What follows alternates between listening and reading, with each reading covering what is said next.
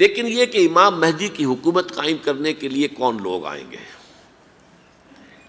عرب جو ہیں وہ اندر سے کھوکھلے ہو چکے ہیں، عیاشی نے، دولت نے، پیسے نے، دولت، پیسہ، عیاشی، اس کی وجہ سے کھوکھلے ہو چکے ہیں۔ یہاں میں آپ کو 2 حدیثیں سنانا چاہتا ہوں۔ سنن ابن ماجہ کی روایت ہے حضرت ابو ہریرہ سے رضی اللہ تعالی عنہ، قال قال رسول اللہ صلی اللہ علیہ وسلم اذا وقعت الملاحم بعث اللہ بعثا من الموالی ہم اکرم العرب فرسا واجودہ سلاحا یوید اللہ بہم الدین، رواہ ابن ماجہ عن ابی ہریرہ رضی اللہ تعالی عنہ۔ جب ملاحم کا دور شروع ہوگا تو اللہ تعالیٰ اٹھائے گا ایک لشکر یا لشکروں پر لشکر موالی میں سے۔ موالی کون ہے؟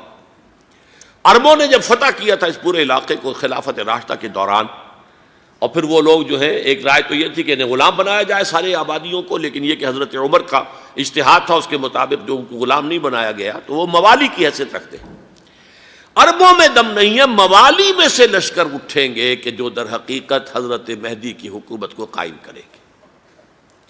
دوسری حدیث سنیے، عن عبداللہ ابن الحارث رضی اللہ تعالی عنہ، اور یہ ابن ماجہ کی روایت ہے، قال قال رسول اللہ صلی اللہ علیہ وسلم یخرج الناس من المشرق فیوطئون للمہدی یعنی سلطانہ، لشکر نکلیں گے، لوگ آئیں گے مشرق سے، اور وہ حضرت مہدی کی حکومت کو جمائیں گے اور قائم کریں گے۔ اب ذرا نوٹ کیجئے کہ جزیرہ نما عرب کے مشرق میں کون سے ملک ہیں؟ 3، ایران، افغانستان، پاکستان۔ یہ 3 سالڈ مسلم ممالک، مسلم آبادی اکثریت۔ ویسے تو یہ کہ آگے ہندوستان میں 20 کروڑ مسلمان ہیں، لیکن وہ 20 کروڑ جو ہے وہ تو 80 کروڑ کے اندر تحلیل ہو جاتے ہیں غیر مسلموں میں، لیکن یہاں جو معاملہ ہے یہ غالب اکثریت کے۔ ان میں سے ایران کا معاملہ جہاں تک ہے، نمبر 1 یہ کہ وہ شیعہ عقائد کے حصار میں بند ہے، اس سے ادھر ادھر ہونا اس کے لیے ممکن نہیں۔ حدیث میں یہ بھی آتا کہ اصفہان سے 70,000 یہودی دجال کا ساتھ دیں گے۔ لیکن بہرحال خراسان ایک صوبہ ہے افغانستان کا اس وقت بھی، شمال مشرقی کونے میں، مجھے امید ہے وہاں سے خیر کی، کیونکہ خراسان کا لفظ وہاں پہ شامل ہے، اور حضور کی حدیث میں بعد میں آپ کو سناؤں گا کہ خراسان سے فوجیں چلیں گی جو یروشلم کو دوبارہ حاصل کریں گی، فتح کریں گی۔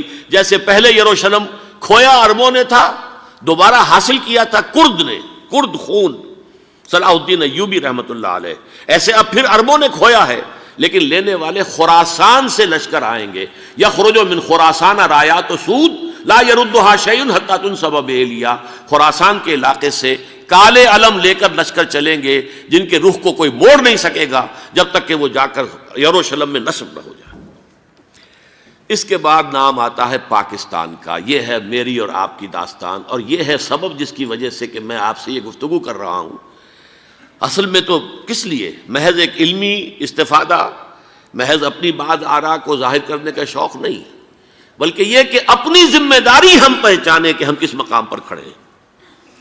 دیکھیے، اس پاکستان کے بارے میں یا ہندوستان کے بارے میں علامہ اقبال نے کہا تھا اپنے ترانہ ملی میں، میر عرب کو آئی ٹھنڈی ہوا جہاں سے، میرا وطن وہی ہے، میرا وطن وہی ہے۔ اور مجھے بتایا گیا کہ سنن ابی داؤد میں یہ روایت موجود ہے کہ حضور نے فرمایا کہ ہندوستان کی طرف سے مجھے ٹھنڈی ہوا آتی ہے، اگرچہ مجھے وہ حدیث ابھی نہیں ملی ہے، لیکن حزب التحریر کا ایک کارڈ مجھے ملا تھا، تو اس میں اس حدیث کا اور اس میں ابو داؤد کا روایت کا حوالہ موجود تھا۔ لیکن میں جو چیز آپ کو بتا چکا ہوں وہ یہ کہ الف ثانی کا پورا تجدیدی کارنامہ اس ہندوستان کی سرزمین میں ہوا۔ مجدد الف ثانی شیخ احمد سرندی، شاہ ولی اللہ دہلوی، سید احمد بریلوی، وہ تو ہمارے پاکستان میں آ کر جو ہے ان کا خون جذب ہوا ارض پاکستان میں۔ پھر شیخ الہند مولانا محمود حسن۔ تحریک خلافت چلی تو صرف ہندوستان میں چلی اور کہیں نہیں چلی۔ آزادی کی تحریک چلی پوری دنیا میں، وہ نیشنلزم کی بنیاد پر چلی، ملے نیشنلزم، عرب نیشنلزم، ترک نیشنلزم۔ ہمارے ہاں چلی تو اسلام کے نام پر، پاکستان کا مطلب کیا؟ لا الہ الا اللہ۔ پھر پاکستان قائم ہوا معجزے کے طور پر، بلکہ نازل ہوا ہے لیلۃ القدر میں، انا انزلناہ فی لیلۃ القدر، جیسے قرآن نازل ہوا لیلۃ القدر میں، یہ پاکستان بھی نازل ہوا لیلۃ القدر میں۔ اس کا برقرار رہنا ابھی تک معجزہ ہے. ہندو یہ سمجھتا تھا، کانگریس سمجھتی تھی کہ جھٹپٹ ختم ہو جائے گا. پھر یہ کہ اس کا قرارداد مقاصد کا پاس ہو جانا، مزید بھی اور اضافی دفعات دستور میں آ جانا، اب کمرشل انٹرسٹ کو ربا قرار دے کر حرام قرار دینا، یہ سارے لینڈ مارکس ہیں کہ جو اشارہ کر رہے ہیں کسی چیز کی طرف، معاملہ کدھر جا رہا ہے. پھر یہ کہ یہ جو 14ویں صدی کے مجدد تھے شیخ الہند، اس کے بعد سے کچھ ایسی شخصیتیں عظیم پیدا ہوئی ہیں ہند میں، جن کو میں سمجھتا ہوں کہ 14ویں صدی کے مجدد اور 15ویں صدی کے مجدد کے درمیان یہ 15ویں صدی کے مجدد کی راہ کو سیدھا کرنے والے، جیسے کہ حضرت یحییٰ نے کہا تھا میں تو آنے والے کا راستہ سیدھا کر رہا ہوں حضرت عیسیٰ کے لیے، ایسے ہی 15ویں صدی کے لیے امام مہدی کے لیے راستہ صاف کرنے والے سب سے پہلے علامہ اقبال، جنہوں نے اسلام کا تصور دین کی حیثیت سے دوبارہ زندہ کیا ہے، ورنہ اسلام ایک مذہب کی شکل اختیار کر چکا تھا. پھر مولانا مودودی، مولانا ابوالکلام آزاد حکومت الہیہ کے نعرے کے ساتھ میدان میں آئے. یہ اقبال نے جو تصور پیش کیا تھا اس پر عملی جد و جہد کے لیے حزب اللہ قائم ہوئی. نوٹ کر لیجئے 11 برس کا فرق ہے عمر کا علامہ اقبال کے اور ابوالکلام کے. اور 1913 میں جب حزب اللہ قائم کی ہے اس وقت علامہ اقبال کی ملی شاعری اپنے عروج کو پہنچ چکی تھی.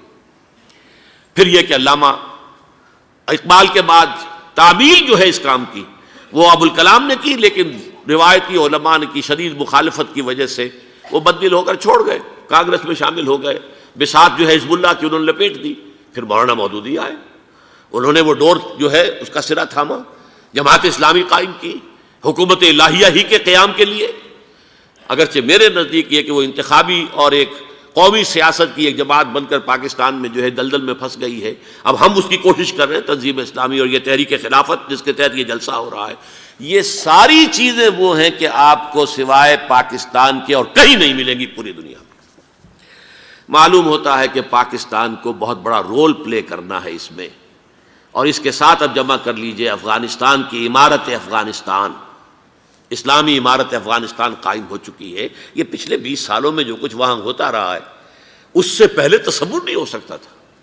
علامہ اقبال کے فرزند بھی دیکھ کر آئے ہیں، تو اگرچہ وہ خود میں سمجھتا ہوں کہ خاصے انہیں آپ لبرل کہیں، آزاد خیال کہیں، لیکن اس درجے متاثر ہو کر آئے تھے کہ انہوں نے یہ کہا افغانستان میں جو میں نے حالات دیکھے ہیں کہ اگر 2-4 اور مسلمان ملکوں کے اندر یہ نظام قائم ہو جائے تو پوری دنیا مسلمان ہو جائے گی.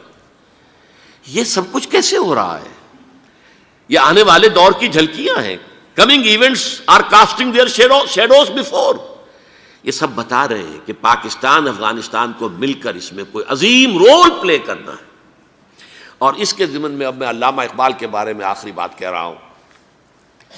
علامہ اقبال کے بارے میں عام یہ خیال ہے، انہوں نے اپنے خطبات میں مہدی کا اور نزول مسیح کا، حالانکہ میں کل پڑھ رہا تھا مولانا سید احمد اکبر آبادی رحمۃ اللہ علیہ کا ایک مقالہ ان کا کہ علامہ اقبال نے ابن خلدون کے بارے میں یہ کہا ہے کہ مہدی کا اور نزول عیسیٰ کا دونوں کا انہوں نے انکار کیا ہے. حالانکہ ابن خلدون نے نزول عیسیٰ کا انکار نہیں کیا، صرف مہدی کا انکار کیا ہے. بہرحال علامہ اقبال نے خطبات میں انکار کیا ہے. لیکن یہ کہ اپنی شاعری کے اندر میں چیلنج کرتا ہوں کسی بڑے سے بڑے اقبال شناس کو، ان کا یہ شعر ذرا سنیے: خضر وقت از خلوت دشت حجاز آید بروں، کارواں زی وادی دور و دراز آید بروں. خضر وقت، امام وقت، رہنمائے وقت، قائد وقت، خلوت دشت حجاز، حجاز کی صحرا کی کسی خلوت گزینی سے نکل کر باہر آئیں گے. میں حیران ہوتا ہوں علامہ کے اس فکر پر اور اس مصرے پر. یہاں انہوں نے شیعہ اور سنی دونوں کے کانسیپٹ جمع کر دیے. شیعہ کا کانسیپٹ یہ چھپے ہوئے کسی غار میں وہاں سے برآمد ہوں گے، اور ہمارا کانسیپٹ میں ام سلمہ رضی اللہ تعالیٰ عنہ کی حدیث سنا چکا، چھپے ہوئے ہوں گے وہ وہاں پر، مدینے سے نکل کر آ کر مکے میں چھپ جائیں گے. اس خانہ جنگی کی حالت میں لوگ ان کی طرف دیکھ رہے ہوں گے، سوچتے ہوں گے انہیں میدان میں آنا چاہیے، کوئی پارٹ پلے کرنا چاہیے، امت کی رہنمائی کرنی چاہیے، لیکن وہ چھپیں گے، وہ کارے ہوں گے، وہ اس ذمہ داری کو قبول نہیں کرنا چاہیں گے، جا کے چھپ جائیں گے مکے میں. وہاں سے مکے والے انہیں نکالیں گے اور وہ کارے ہوں گے، انہیں بالکل یہ پسند نہیں ہوگا کہ یہ ذمہ داری اٹھائیں. تو خضر وقت از خلوت دشت حجاز آیت بروں، کارواں زی وادی دور و دراز آیت بروں. کارواں جو چلے گا ان کی مدد کے لیے اس وادی دور و دراز، اس عظیم وادی دور و دراز، یہ وادی سندھ ہے۔ وادی سندھ جو ہے ہم سمجھتے ہیں کہ صرف یہ پاکستان اور پنجاب جو ہے یہ اس میں شامل ہے، سندھ اور پنجاب نہیں، افغانستان کا پورا مشرقی علاقہ اس میں شامل ہے۔ جیسے دریائے جہلم سندھ میں جا رہا ہے، جیسے دریائے گلگت سندھ میں آ کر ملتا ہے، جیسے دریائے چناب اور راوی اور جہلم اور یہ سب جا رہے ہیں اور آ رہے ہیں، اسی طرح دریائے کابل کہاں سے آ رہا ہے، دریائے گومل کہاں سے آ رہا ہے، ٹوچی کہاں سے آ رہا ہے، یہ سارا جو ہے ڈرین جو ہو رہا ہے ایسٹرن جو ہے پارٹ آف افغانستان، یہ سب وادی ہے۔ اس وادی کے یہ دو حصے ہیں، ایک حصہ جو ہے یہ ادھر پاکستان میں ہے اور اسی وادی کا دوسرا حصہ جو ہے وہ افغانستان میں ہے۔ کارواں زی وادی دور و دراز آیت بروں، کارواں چلے گا یہاں سے، یخرج ناس من المشرق یؤتون للمہدی یعنی سلطان ہی، مشرق سے فوجیں چلیں گی کہ جو مہدی کی حکومت قائم کریں گی، اور یخرج من خراسان رایات و سود، اور خراسان سے سیاہ پرچم چلیں گے کہ جن کا رخ کوئی موڑ نہیں سکے گا، حتیٰ تنصب بیلیا، یہاں تک کہ وہ جا کر یروشلم کے اندر نصب ہو جائیں گے۔ حضرات، میں ایک میری گفتگو کا حصہ باقی تھا لیکن میں اسے چھوڑ رہا ہوں، اس لیے کہ گلوبلائزیشن جو اس کی ہوگی، جو خلافت علی منہاج النبوہ کی تجرید کامل حضرت مہدی کے ہاتھوں عرب میں ہوگی، اس سے پہلے اس کے لیے محنت، کوشش، جد و جہد پاکستان اور افغانستان میں ہو چکی ہوگی جو اسے سپورٹ کرے گی اور وہاں جا کر حکومت قائم کرے گی۔ اس کے بعد گلوبلائزیشن کا جو مرحلہ اس کا ہے وہ حضرت مہدی کے ہاتھوں نہیں ہے، وہ حضرت عیسیٰ ابن مریم ان کے نزول کے بعد ہے، جن کے نزول کے بعد دجال کا خاتمہ ہوگا اور یہودیوں کا استحصال ہوگا، مسلمانوں پر بھی بڑی تکالیف عربوں پر آئیں گی، شدائد